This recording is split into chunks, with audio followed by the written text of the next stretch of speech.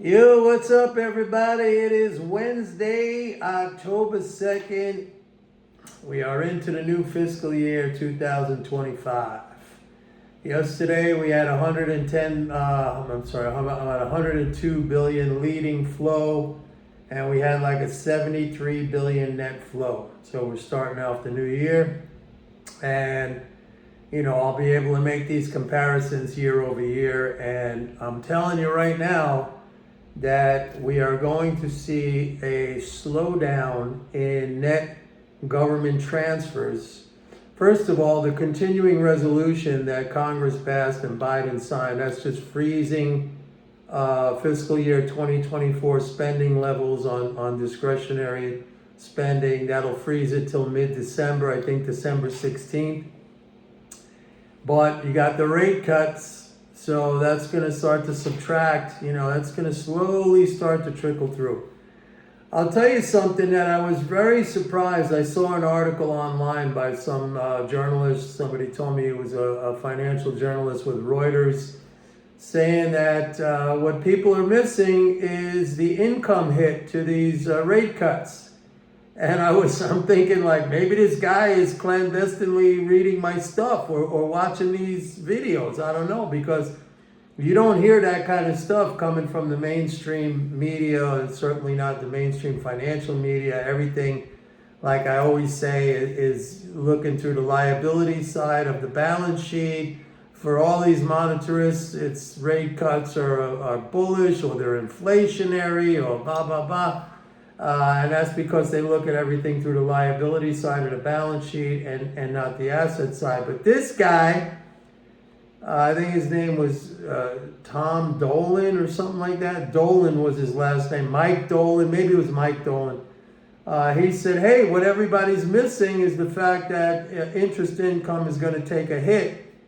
And he's right. That's exactly what I've been saying, and that's how it's going to play out. But we got time, like I've been telling you guys, we're going to come back and take a look at this down the road, 6 months down the road or whatever. You're going to see that what I'm telling you is correct. And all these people who've been predicting like a major new leg of the bull market now, they're just going to be wrong, because again, they look at everything. I call it the single variable analysis. They look at one side of the balance sheet. They don't understand accounting. They don't understand that there's an asset side. They just look at everything. Monetarism looks at everything through the liability side. So what can I tell you? Not much going on today. Again, a lot of focus. There's a lot of focus, or at least I see in the, like I always say to you guys, I don't like to ascribe or give a reason every single day for why something's happening. I mean, you really can't, because every single day, you're talking about a micro environment, a very tiny environment. A single day could be influenced by a lot of different things. It could be a headline, somebody could say something. It could be a big fund or something changing their position or getting out of a position. I don't know. So it's really folly to try to ascribe some kind of meaning to every single day. Like I've been telling you guys, and some of you make fun of it, but that's fine. That's your thing. If your thing is like the micro view, more power to you. I mean, good luck with that. My history. I spent years on 4 different exchanges as an independent trader on trading floors before the days of the algos. That was the equivalent of today's algos. We saw the order flow. We jumped in front of it. That was the open outcry system. I mean, I've been there, done that. It's not a way. It might be a way to get your dopamine rush, all right, if that's what you're looking for. And I know that, you're not going to admit that that's it. You probably don't even know that that's why you're doing it. You think you're doing it for money. And maybe a very, very small percentage are able to do that, but they approach it, they have a process. And they stick with that. Now, which leads me to something else. Like I saw a very interesting interview. It was actually an interview of an NFL player. DeMar Hamlin. This guy, DeMar Hamlin, if you remember last year, in like a really scary incident, the guy had cardiac arrest. He plays for the Bills. He plays on the defense. He's a cornerback. He plays for the Bills. He had cardiac arrest on the field. They canceled the game. I mean, the guy, was pretty much dead. They revived him, and he's had a miraculous comeback.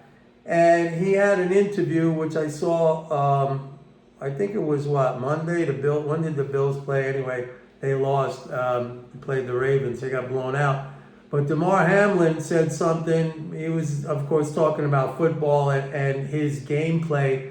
But he says, the only thing I think about is my process. Which, and I don't let the score affect me. I don't let other things affect me. I think about my process. Like, what is it I have to do? Stay focused on that. And I thought, see, this whole thing is translatable into any application, whether you're a trader, whether you're playing a sport. And I tell this to people, subscribers, because I have people saying, the price went down. Mike, the price went down. You got to focus on the process.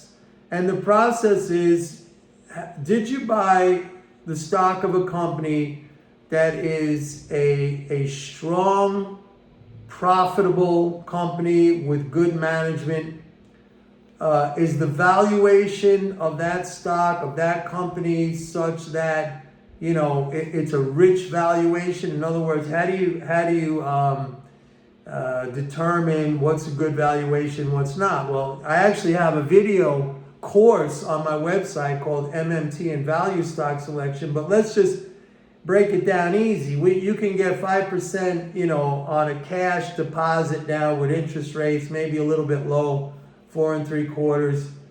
If you look at the earnings yield, why do you invest in stocks? I mean, ostensibly, the reason why anyone invests in stocks is because they want to own a little piece of a business, right? That is the rationale behind the stock market. That's why the stock market exists. That's why it was created. That people want to participate in some company, some, capitalist entrepreneurial enterprise, and they want to participate in that income stream. Now, maybe they don't participate or participate directly, okay, because maybe they're not actually working for that company or whatever, or, receiving direct payouts from that company. But obliquely, indirectly, they are working, they are participating in that income stream as an investor. That should be the reason why you get involved in a stock. Okay, that's why the stock market was freaking created. Or that's the underlying rationale for what sustains the stock market, that people want to participate in that income stream of companies, of businesses. You get to buy a little piece of that business. Maybe you can't buy the whole thing, but you can buy one share. You can buy a little tiny piece. So if you look at the earnings yield, which is the inverse of the PE, and if that thing is greater than 5%, which is what you're getting on cash, and the greater the difference between what you're getting in the earnings yield and the risk-free rate, all right, let's say the earnings yield is 13, 14, 15%. That's fantastic when the risk-free rate right now is 4 3/4 or 5. So yeah, the price is going to fluctuate in any period of time. There's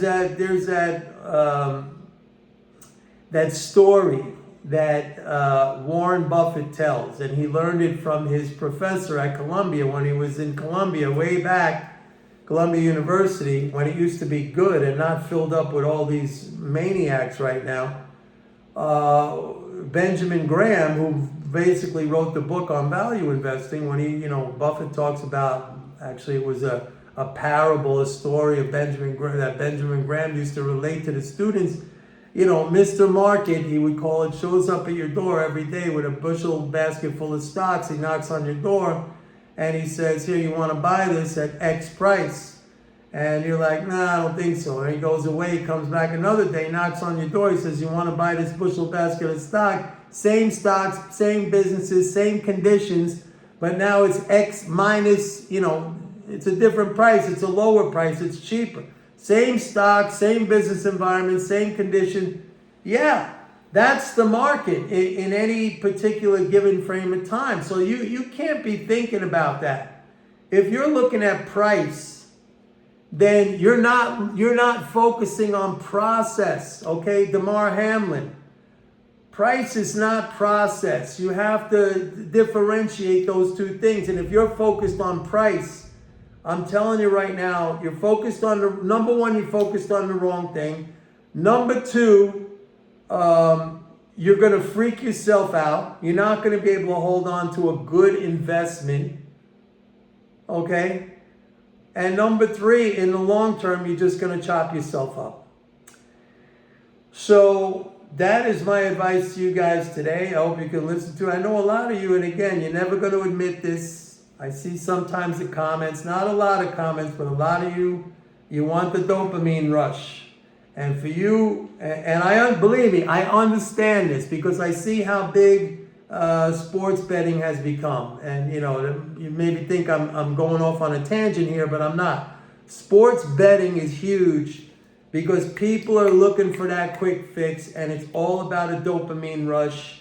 And especially nowadays with social media and this and that, and everybody is in a short term. You got to have instant gratification. And you got a very short time frame, and you get bored. You got to move on to something else. You need more stimulus. It's kind of a sickness, man. And like I say, I train mentally, I train physically. Do stuff that's hard. Do stuff that's hard. I talk about my boxing. I'm not good at it. Boxing is hard. Sparring is hard. Life is hard.